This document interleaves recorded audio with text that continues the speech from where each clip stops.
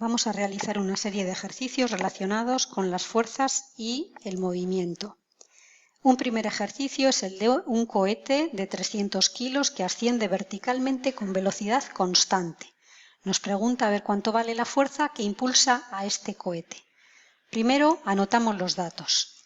En este caso los datos que tenemos son la masa del cohete de 3.000 kilogramos y tenemos como dato también que este tipo de movimiento es un movimiento de velocidad constante.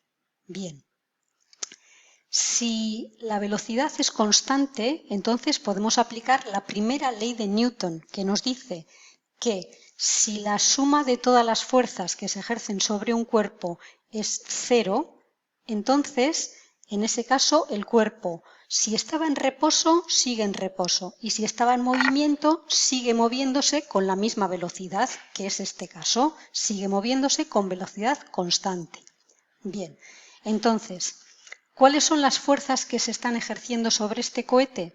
Pues tenemos aquí representadas dos fuerzas. Por una parte, en sentido descendente, la fuerza está ejerciendo una atracción sobre el cohete que le está empujando, digamos, hacia abajo. Esa fuerza de atracción es a la que llamamos peso. Recordar siempre que el peso es una fuerza. Y el movimiento se produce porque hay otra fuerza que está contrarrestando al peso. Es decir, el motor de este cohete está realizando una fuerza en la misma dirección, pero en sentido contrario, en sentido ascendente. Entonces, calculamos primero cuánto vale la fuerza del peso. El peso se calcula siempre como masa por gravedad. La masa son 3.000 kilos y la gravedad es la aceleración con la que se mueven los cuerpos que están sometidos al campo gravitatorio terrestre. Entonces, en la Tierra la gravedad es un valor constante que es 9,8 metros partido por segundo cuadrado. Tiene unidades de aceleración porque es el movimiento con el que se mueven los cuerpos cuando la Tierra los atrae hacia él. ¿Sí? La Tierra provoca esa aceleración en los cuerpos de 9,8 metros por segundo cuadrado. Así que multiplicamos la masa por la gravedad, 3.000 kilos por 9,8, y esto me da un peso de 29.400 newtons. Como este tipo de movimiento es constante, hemos dicho que la suma de las fuerzas que actúan sobre este cuerpo es cero. Entonces, si las fuerzas vemos que se ejercen en la misma dirección pero en sentido contrario, tenemos que restarlas. Así que la fuerza del cohete menos el peso del cohete es igual a cero. Despejamos y esto me indica que la fuerza que ejerce el motor del cohete es la misma que el peso. Por lo tanto, la fuerza del cohete son 29.400 newtons. En otro ejercicio tenemos un coche de 1.200 kilos que se mueve con una velocidad de 20 metros por segundo. En cierto instante nos dice que el conductor frena y aplica al vehículo una fuerza de 2.400 newtons hasta que se detiene. Nos pide calcular la aceleración del coche y el tiempo que tarda en detenerse. Anotamos entonces los datos y, primero, hay que señalar que la fuerza que se está ejerciendo a través del frenado es una fuerza negativa. ¿Por qué? Porque el coche se está moviendo hacia adelante debido a la fuerza que le proporciona el impulso del motor, y esa fuerza diríamos que al ser hacia adelante sería una fuerza positiva. La fuerza de frenado es una fuerza en sentido contrario. Entonces, ese sentido contrario que va contra la dirección del movimiento la representamos con el signo negativo.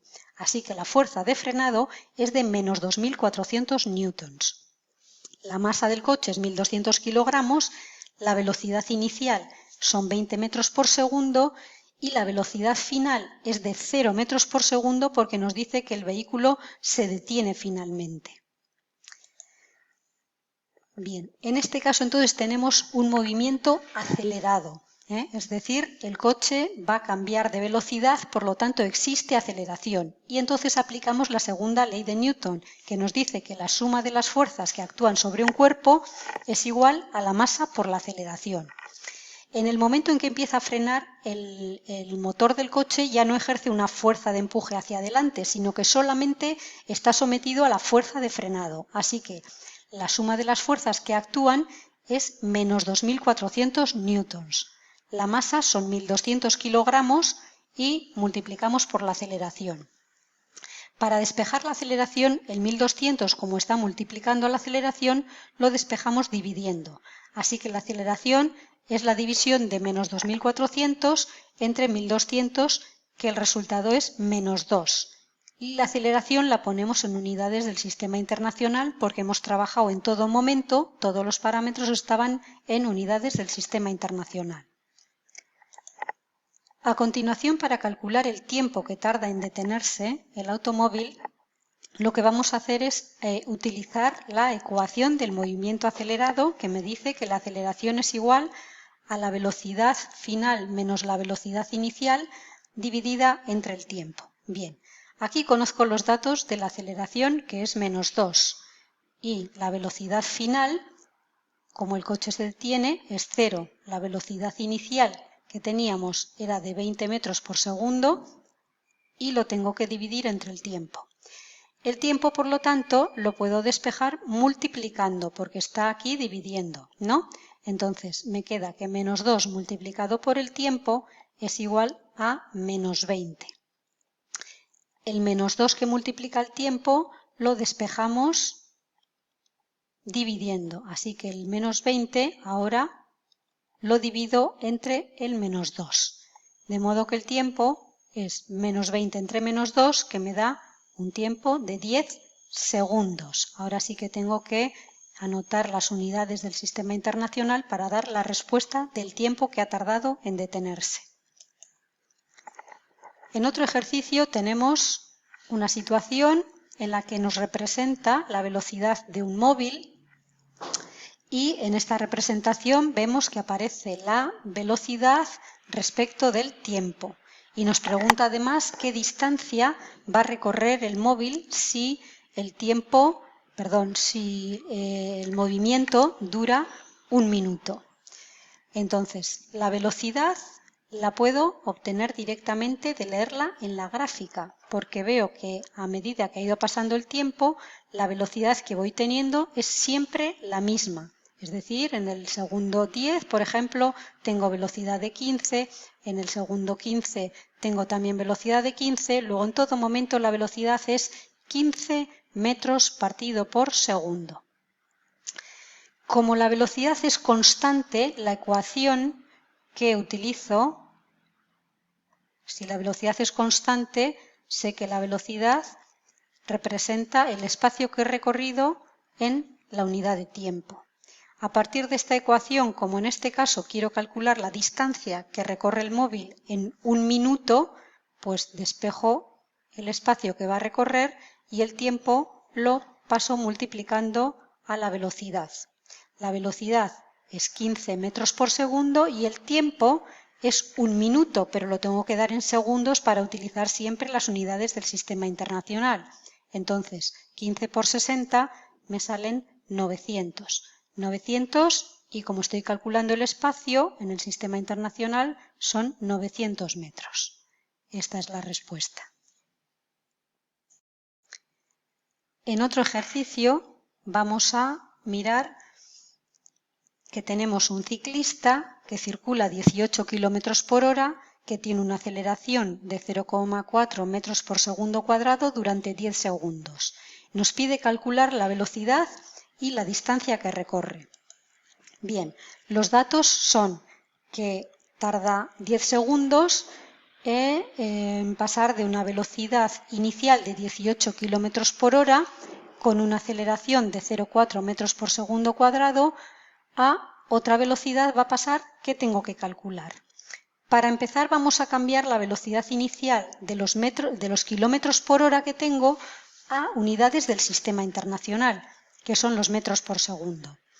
Bien, recordar que si tengo 18 kilómetros por hora, lo multiplico por factores de conversión, de modo que al multiplicar por 1000 metros dividido entre 1 kilómetro multiplicado por una hora dividido entre 3600, es decir, 18 por 1000 y entre 3600 hace que se me conviertan las unidades de kilómetros por hora en metros por segundo. El resultado me dan 5 metros por segundo. Y ahora ya puedo aplicar las ecuaciones del movimiento acelerado para calcular lo que me pide. Que lo que me pide es qué velocidad alcanza el móvil al cabo de esos 10 segundos. Comienzo con la primera ecuación y como la aceleración es de 0,4, ya lo tengo todo en unidades del sistema internacional, no voy a escribir las unidades. La aceleración es 0,4 metros partido por segundo cuadrado. Esto es igual a la velocidad final que quiero calcular menos la velocidad inicial, que en unidades del sistema internacional son 5 metros por segundo, y todo eso dividido entre los 10 segundos que dura este movimiento. El 10 lo despejo multiplicando y me queda que 0,4 por 10 es igual a la velocidad final menos 5. 0,4 por 10 es 4 y 4 es igual a la velocidad final menos 5. Entonces el 5 lo despejo sumando y me queda que la velocidad final al cabo de estos 10 segundos va a ser 4 más 5, que son 9. Si estoy hablando de velocidades, 9 metros partido por segundo. Es decir, después de acelerar durante 10 segundos con una aceleración de 0,4 metros por segundo cuadrado, la velocidad final es de 9 metros por segundo. ¿Y qué distancia recorre en este tiempo? Pues bien, tengo que aplicar la ecuación del movimiento acelerado, que es la que tengo aquí, que me dice que la posición o la distancia final va a ser la distancia inicial. Voy a empezar a contar desde el metro cero. Más velocidad inicial por tiempo. En este caso la velocidad inicial era 5 metros por segundo durante 10 segundos. Más la mitad de la aceleración, que es 0,4 por el tiempo al cuadrado, que son 10 segundos al cuadrado. Es decir, esto es igual a 50 más 0,4 por 10 al cuadrado, 50 más 0,4 por 10 al cuadrado, que son 100, y todo ello dividido entre 2. Es decir, el espacio que recorre en este tiempo va a ser 50 más 0,4 por 100 son 40. 40 entre 2, 20.